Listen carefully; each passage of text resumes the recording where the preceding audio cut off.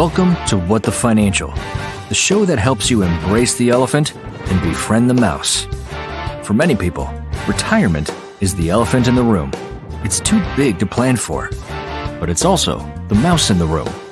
It's those small financial decisions that you avoid or are afraid of making. If you don't have a plan, these decisions can eat through everything you've worked hard for. Your host, Steve Lebens, will help you tame these creatures and answer WTF about your finances. Welcome to the What the Financial podcast with Steve Lebens of Lebens Advisory Group. I'm Patrice Sikora, and this is one of my favorite episodes because we get to learn about Steve from Steve. And what better place to start than to ask, Steve, how'd you get into this business in the first place? Well, thank you, Patrice. That was a wonderful introduction. You know, I was introduced to this business when I was a sophomore at the University of North Dakota by a friend of mine's father who was in the business, and he knew I was in finance and business management studies at the University of North Dakota, and he was from my hometown of Shakopee, and we were just chatting one day in my hometown, and he's like, you should really look at going into the investment business. And I'm like, wow, what's that all about? And my dad was in the banking business, but I really didn't know much about it. And he got talking to me about, you help people with their finances and their money, and you get to buy stocks. And I'm like, well, we get to buy stocks? Like, my favorite class in high school was a class that we were able to buy.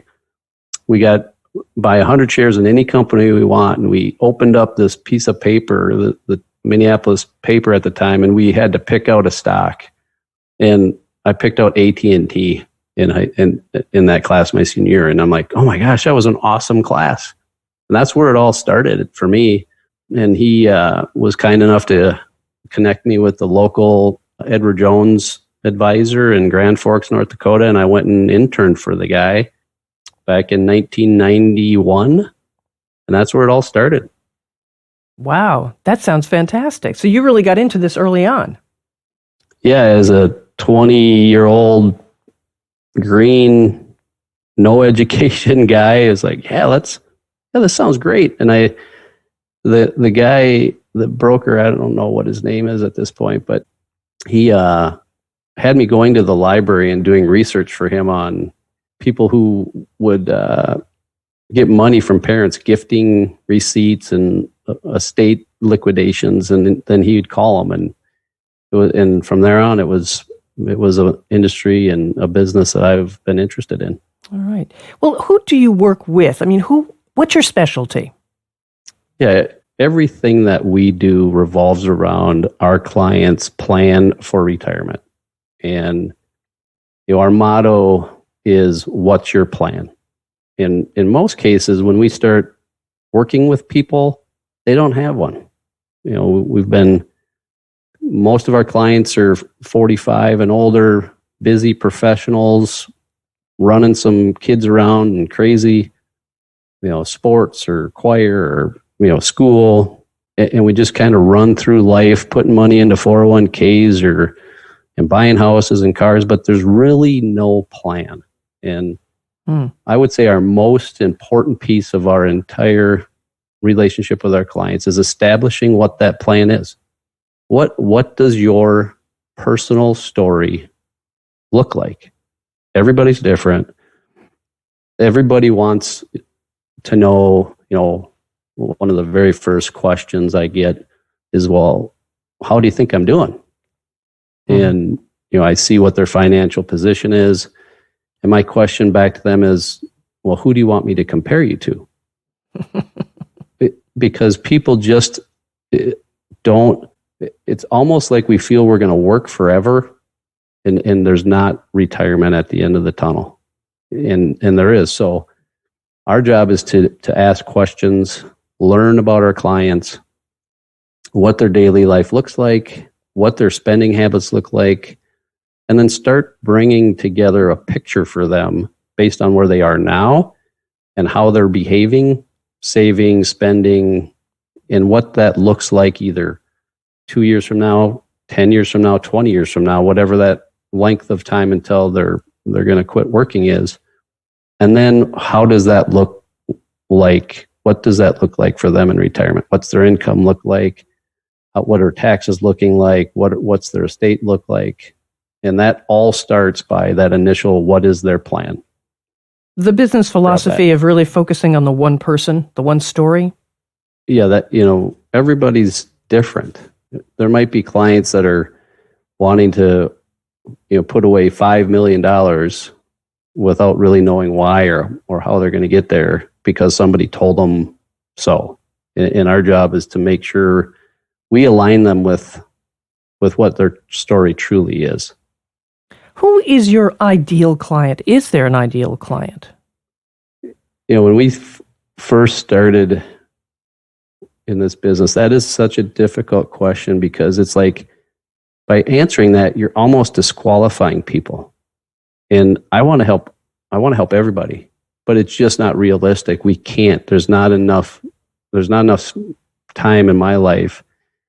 So, our typical client is 45 or older and has been working for 15 or 20 years, has some assets already in retirement, owns a house, has a couple of kids, and is just running with their hair on fire. That's not a very pretty picture.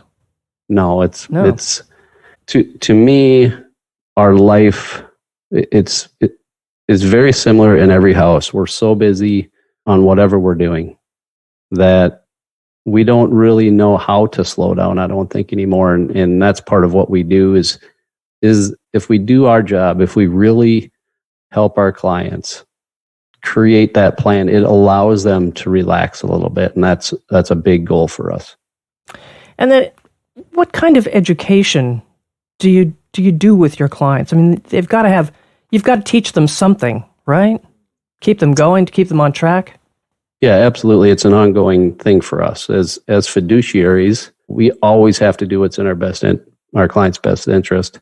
So on the education front, we write articles, we create videos, we're podcasting as we are today because everybody learns differently. And, I wish that the tools I have at my fingertips for my clients were there when I was a kid because I didn't do well just reading in that static classroom. I'm a visual learner. I'm an audio learner. So, we create, kind of on-demand content when things are happening in the world, but then we also have education based on financial principles and estate planning and things, but we deliver it to our clients at wherever they are in the journey. You don't need to talk, yes, everything we do is surrounded around retirement and how to get there, but we don't start out talking about estate planning. We start out talking about, is your family protected if something tragic happens, and go from there. All right. When you're not working, what do you like to do for fun? I really enjoy, movie night with my family. I've got, a wife, 4 kids, and we really enjoy that time. Personally, I love playing baseball. I still play baseball in my 50s here. It keeps me busy, keeps me active. It gives me, as we say, duder time to just be kids again. And I enjoy the outdoors, fishing and being on the water with my family or friends in northern Minnesota is something that is my peaceful spot where I can really reconnect and decompress from a really, really busy world. Now, obviously, we're doing podcasting here right now. I got the impression that this may run in your family. Did somebody try to test out your equipment? That's an interesting question. One of my children, whose name is Cayman, she's a 15-year-old, my 15-year-old daughter who has Down syndrome and is absolutely the bright light of any room she's in, just this week was on my podcast equipment singing at the top of her lungs her favorite song. And I just had to I was working and kids were off school, so she was at the office with me and she was just going nuts had the headphones on, singing like crazy. And you know what? It was that moment. I'm like, I gotta just take a break and videotape this. So I did that, and I posted it up on our LinkedIn. And who knew that Cayman, the star of my podcast, would get like 1,600 views in the first day. Wow. Like, well, she's way more interesting than me. I think we need to put her on these podcasts. I was just going to say, next time we'll get her in here. Yes. Let her sing. Right. And, it was just perfect timing for me too. It's been, it's busy, and it was just a 5-minute break, and it made me laugh and smile, and she loved it too. So it was really great. That's fun. That's fantastic. Yeah. All right. Now, it has been a busy time for you, you were saying. If you succeed beyond your wildest dreams and you were able to make all the money in the world, what would you do? I would quit working and give the money away to all kinds of different organizations across the globe. We live a pretty simple life, but we have a very big philanthropic belief, and do what we can for anybody that is in need. And we're just incredibly lucky. So that would be, we would probably start a nonprofit and just start giving money to people that we really, truly believe we can help. That's great. And with that in mind, you were telling me you have a favorite person who's maybe not quite historical yet, but tell me about that. Yeah, a gentleman by the name of Warren Buffett. Many people in this business in the world know who he is. And here's this guy he's 89 years old and been in the business for 65, 70 years, whatever it is, and is going to work every day. And I use a lot of his teachings in my daily work. One of his things is, be greedy when others are fearful, and fearful when others are greedy. And that I continually remind myself of that, because it's easy in this business, when things are good, to think it's always going to be good.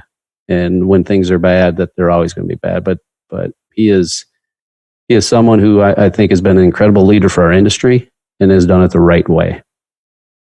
Then you would see him as successful? Is that your idea of success? I think I don't know him personally, so that I struggle with the question. I think professionally, I resonate. His journey resonates with me. I don't know him personally. I haven't met him. I haven't shaken his hand, but you see him on TV all the time. He just seems like this kind of fun-loving guy who's just made it majorly big and has this platform to change people's lives, and I respect that. And he's never come off as above us or cocky. He's just this blue jeans and t-shirt guy that has made billions and has impacted a lot of people in a positive way. Yeah. Is there one thing, Steve, that you recommend most to clients, family, and friends? One thing? That number one goal with every one of my clients is to get out of debt. How important is that? It creates this freedom that is very difficult to understand until you're there. A gentleman by the name of Mark Cuban, a lot of people know his name, owns the Dallas Mavericks, is on Shark Tank, all that stuff. And he has that same philosophy. That's one of his top 5 financial goals, is to get out of debt. He goes on TV and says it to people. And we spend so much time paying loan payments and car payments and house payments and college debt payments that the day that it comes where you don't have them, it's like this freeing experience. And I had a younger client actually, 32 years old, I believe at the time, owned his own house, was married, was starting a family. And we started working with him, and he had, between him and his wife, they had like $110,000 in college debt. Very little savings. And through this whole process, our recommendation to him was to sell their house. And for the next 3 years, because he had like $40,000 in equity in the home. And for the next 4 to 5 years, rent with somebody, downsize, and get out of debt. And 3 years later, that client was completely out of debt, had built up $200,000 in his 401k, and had no car debt, no nothing, and had a child. And this is in a situation where it's one income home and not making $500,000. Their total family income was probably $120,000, and they still were able to do it. So and now it changed their life. Yeah. All right, that's a serious thing. Let's jump to something now that I know is near and dear to your heart too. But name one thing that most people don't know about you.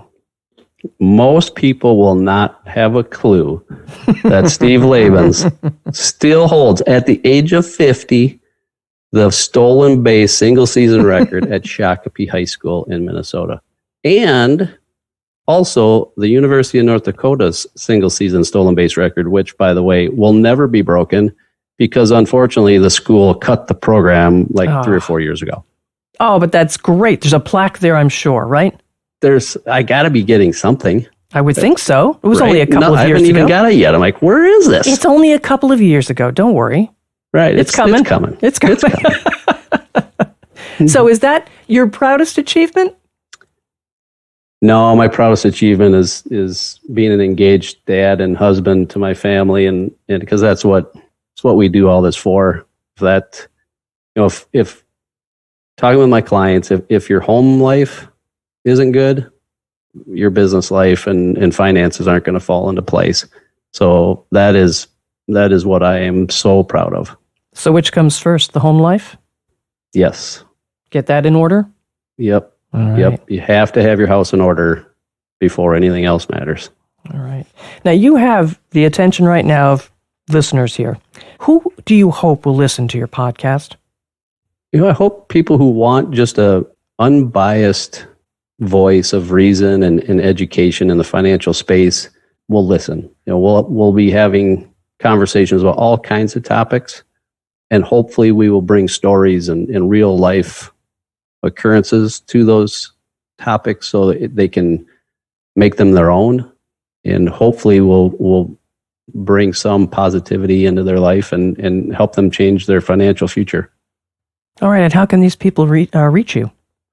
Yeah, they can jump onto our website at www.Lebens Advisory Group, and Lebens is Lebens, so lebensadvisorygroup.com.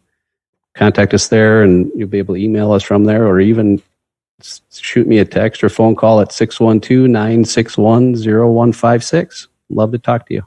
All right, Steve, thanks so much. That's Steve Lebens of Lebens Advisory Group. To hear more from Steve, subscribe to his podcast, What the Financial, by using the subscribe button on this page. You can share with friends and colleagues using the share button. I'm Patrice Sikora, and let's talk again later. Thank you for listening to What the Financial Podcast. Click the subscribe button below to be notified when new episodes become available. The information covered and posted represents the views and opinions of the guest and does not necessarily represent the views or opinions of Lebens Advisory Group LLC. The content has been made available for informational and educational purposes only. The content is not intended to be a substitute for professional investing advice. Always seek the advice of your financial advisor or other qualified financial service provider with any questions you may have regarding your investment planning.